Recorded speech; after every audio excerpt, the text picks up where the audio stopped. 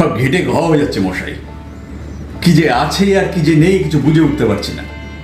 এই মনে হচ্ছে এখানে আছে কিন্তু নেই, আবার মনে হচ্ছে নেই কিন্তু আছে। একজন বলছে আমার কাছে সার্টিফিকেট আছে তাই আমার কাছে সব আছে, আবার একদল বলছে আমাদের সাথে সবাই আছে তাই আমাদেরই সব আছে। কি যে আছে, কেন আছে, কোথায় আছে, কিভাবে আছে? আজ এখানে আছে, কাল ওখানে আছে, পরশু ওখানে আছে, তরশু আবার এখানে আছে।